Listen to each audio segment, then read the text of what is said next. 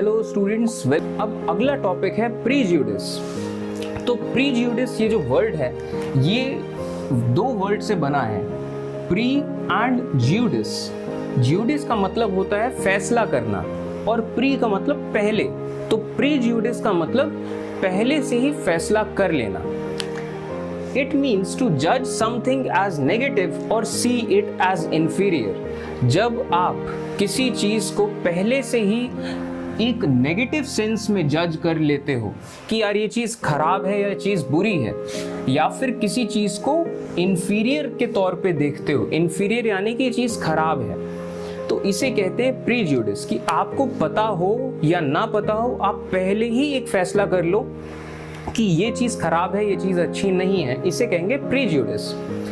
When we think that only one particular way is the best and right way to do things, we end up not respecting other things and people who do things differently। जब हम ये सोच लेते हैं कि किसी काम को करने का सबसे अच्छा तरीका और जो सबसे सही तरीका है हम कर रहे हैं, ठीक है, कि हमारा जो तरीका है ये सबसे अच्छा तरीका है, जो हम कर रहे हैं ये सबसे सही कर रहे हैं, तो हम इस दौरान क्या करते हैं, जो अलग कर रहे होते हैं लोग, उन लोगों को हम डिसरिस्पेक्ट करने लग जाते हैं। ठीक है, अब इसका आपको और अच्छे से मतलब समझ में आए तो इसके लिए आपको एक एग्जांपल देता हूँ। If we think that English is the best language and other languages are not so good, we might not respect other people who speak other languages। कि मान लीजिए हमने अपने दिमाग में प्रीजुडिस्ड है, प्रीजुडिस्ड यानी कि हमने पहले से ही फैसला कर रखा है किस बारे में, कि इंग्लिश सबसे अच्छी लैंग्वेज है, हमने पहले ही फैसला कर रखा है। मान लो अब इतनी सारी लैंग्वेजेस हैं दुनिया में, हजारों सैकड़ों लैंग्वेजेस हैं और हर लैंग्वेज की अपनी अपनी खासियत है, अपना अपना बोलने का तरीका है, लेकिन मुझे नहीं पता अगर कि हर लैंग्वेज के बारे में, लेकिन फिर भी मैंने ये मान के बैठ जाऊं अगर कि इंग्लिश ही सबसे अच्छी लैंग्वेज है और इंग्लिश बोलने वाले लोग ही सबसे अच्छे होते हैं, ठीक है, तो होगा क्या, जो लोग बाकी दूसरी भाषाएं बोल रहे होंगे उन लोगों को मैं इज्जत की नज़र से नहीं देखूंगा। कहीं ना कहीं मेरे दिल में आ ही रहा होगा कि अगर कोई आदमी दूसरी लैंग्वेज बोलेगा तो मेरे दिल में कहीं ना कहीं बात आ ही जाएगी कि यार ये आदमी शायद ज़्यादा पढ़ा लिखा नहीं है, शायद इस तरीके का है, शायद उस तरीके का है, ये बातें आने लग जाएंगी। ये कब होता है, जब आप किसी चीज़ के लिए प्रीजुडिस्ड हो जाओ।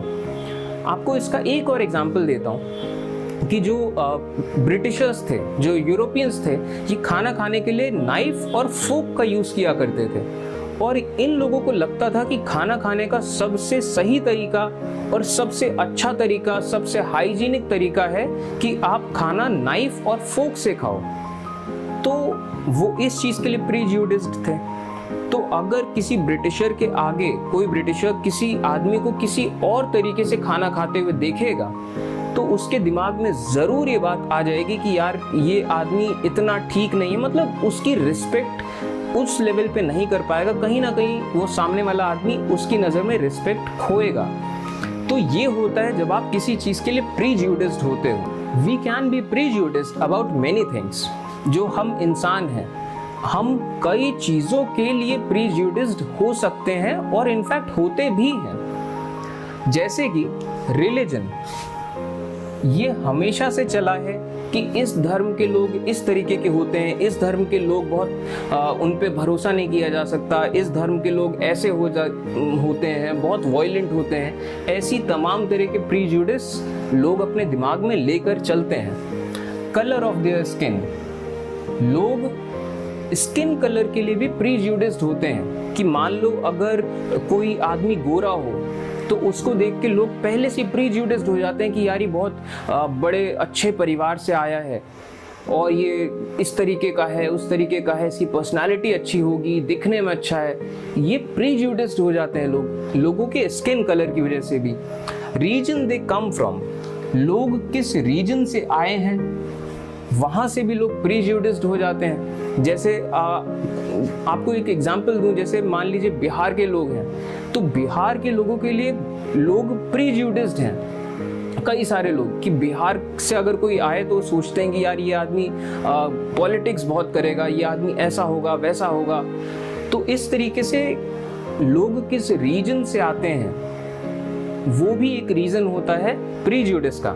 The accent they speak. अब ये एक्सेंट का क्या मतलब है? एक्सेंट का मतलब होता है किसी भी लैंग्वेज को बोलने का तरीका।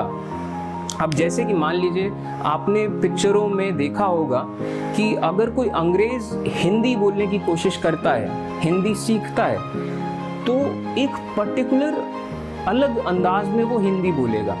वो कभी उस तरीके से हिंदी बोल ही नहीं पाएगा जिस तरीके से हम लोग हिंदी बोलते हैं, वो अलग ही तरीके से बोलेगा। उसे कहेंगे accent.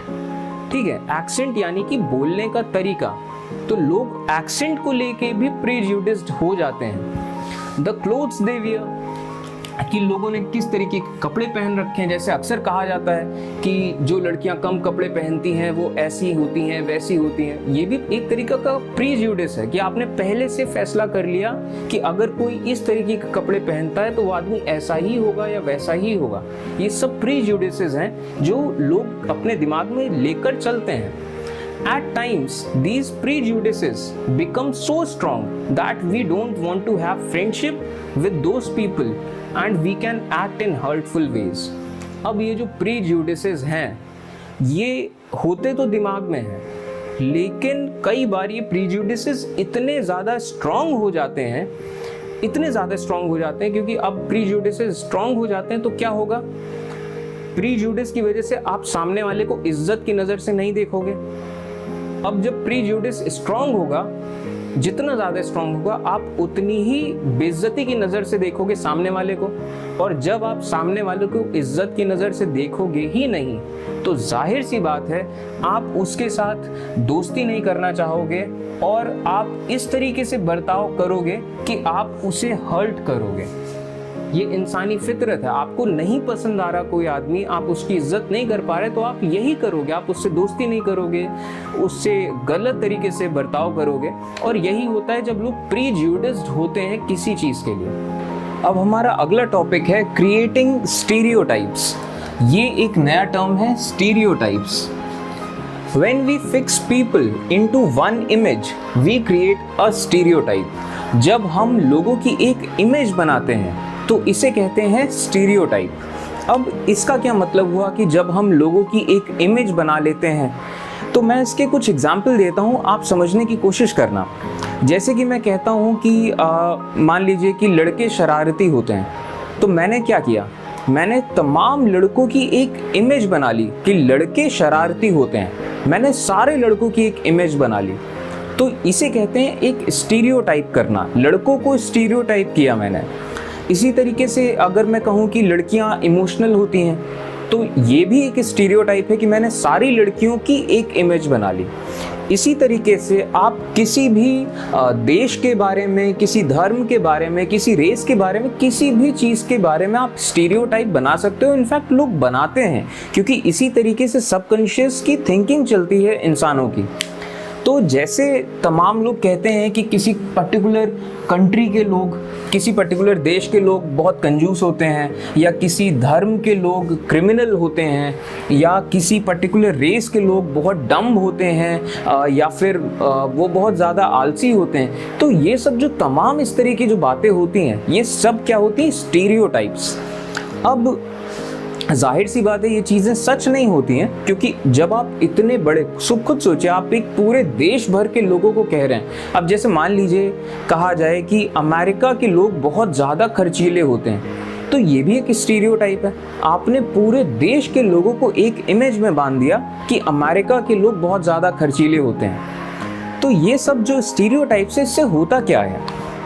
Stereotypes stop us from looking at each person as a unique individual.